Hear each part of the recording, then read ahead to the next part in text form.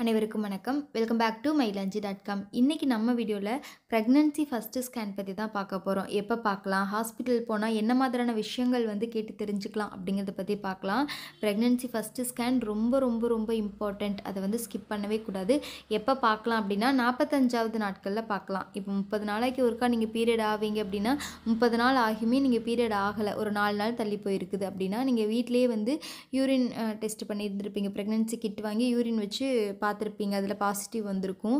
வந்ததுக்கப்புறமா நீங்கள் ஒரு 35வது நாளில் பார்த்துருக்கீங்க அப்படின்னா அடுத்து 45வது நாளில் ஃபஸ்ட்டு ஸ்கேன் பார்க்கலாம். அதாவது 6வது வாரம் அப்படின்னு சொல்லுவாங்க.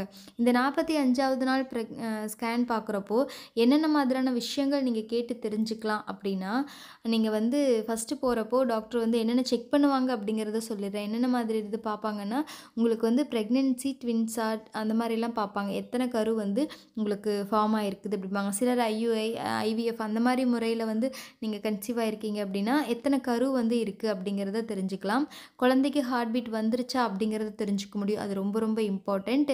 அதுக்கப்புறம் உங்களுடைய கரு கரெக்டாக கர்ப்பப்பையில் போய் இம்ப்ளான்ட் ஆகிருக்கா, கர்ப்பப்பையில் போய் பதிஞ்சிருக்குதா, இல்லை அந்த டியூப் இருக்கு இல்லையா, விலோபியன் டியூப், அதுலேயே ஒரு சிலருக்கு உங்களுடைய கரு வளர ஆரம்பிச்சிடும். ஒரு குறிப்பிட்ட நாட்களுக்கு மேலே பார்த்தா அது வெடித்து நம்மளுடைய உயிருக்கே ஆபத்தாக போயிடும். அந்த மாதிரி கரு கரெக்டான இடத்துல போய் பிளேஸ் ஆகிருக்குதா அப்படிங்கிறதையும் இந்த ஃபஸ்ட்டு ப்ரெக்னன்சி ஸ்கேனில் தெரிஞ்சுக்க முடியும். அந்த ஸ்கேன் அதனால் ஸ்கிப் பண்ணவே கூடாது, ரொம்ப இம்பார்ட்டண்ட்டு. அதுக்கப்புறம் மெயினாக எவ்வளோ டேஸ் ஆகிருக்கு, அதாவது அந்த கரு உருவாகி எவ்வளோ டேஸ் ஆகிருக்கு, அதை வச்சு தான் உங்களுக்கு டெலிவரி டேட் தெரிஞ்சு சொல்லுவாங்க. இத்தனை 36 வாரம் ஆகணுமா, அப்போ இத்தனை நாள் அந்த கருக்கு வயசாகுது, இப்போ இது டெலிவரி டேட் இன்னைக்கு அப்படிங்கிறத தெரிஞ்சுக்கிறதுக்கும் இந்த ஃபஸ்ட்டு ஸ்கேன் ரொம்ப ரொம்ப இம்பார்ட்டண்ட். மெயினாக இவ்வளோ விஷயங்கள் நீங்கள் டாக்டர்கிட்ட கேட்டு தெரிஞ்சுக்கலாம். பேபிக்கு ஹார்ட் பீட் வந்துருச்சா, எவ்வளோ நாள் ஆயிருக்கு, டெலிவரி டேட் எப்போதைக்கு வரும், அதுக்கப்புறம் குழந்தையோட வளர்ச்சி அந்த 45 நாட்களுக்கு உள்ள கருவோட வளர்ச்சி எப்படி இருக்குது, அதுக்கப்புறம் ஃபிலோப்பியன் டியூப்பில் இருக்கா, நார்மலாக போய் கர்ப்பப்பையில் பதிஞ்சிருச்சா, இந்த மாதிரியான விஷயங்களை நீங்கள் கேட்டு தெரிஞ்சுக்கலாம். ரெகுலர் பீரியடில் இருக்கிறவங்களுக்கு இந்த மாதிரி. சப்போஸ் இர்ரெகுலர் பீரியடில் இருக்கீங்க அப்படின்னா நீங்கள் உங்களுக்கு இப்போ தள்ளி போகிறது அந்த இதெல்லாம் தெரியாது இல்லையா, நீங்கள் 2 மாதத்துக்கு ஒருக்கா அந்த மாதிரி ஆவீங்க அப்படிங்கிறப்போ நீங்கள் ப்ரெக்னென்சி கன்ஃபார்ம் பண்ணினதையுமே ஜஸ்ட்டு போய் டாக்டர் பார்த்துக்கலாம். எவ்வளோ டேஸ் ஆகிருக்கு, எப்படி இருக்குது அப்படிங்கிறத நீங்கள் தெரிஞ்சுக்கலாம். அதே மாதிரி இந்த டைமில் 45வது நாள் ஸ்கேன் முடிஞ்சதுக்கப்புறமா கால்சியம், அயன், ஃபோலிக் ஆசிட் இந்த டேப்லெட்ஸ்லாம் தருவாங்க. மறக்காமல் அதை எடுத்துக்கோங்க, ஸ்கிப் பண்ணவே கூடாது. மெயினாக ஃபோலிக் ஆசிட் ஸ்கிப் பண்ணாமல் சாப்பிட்ணும்.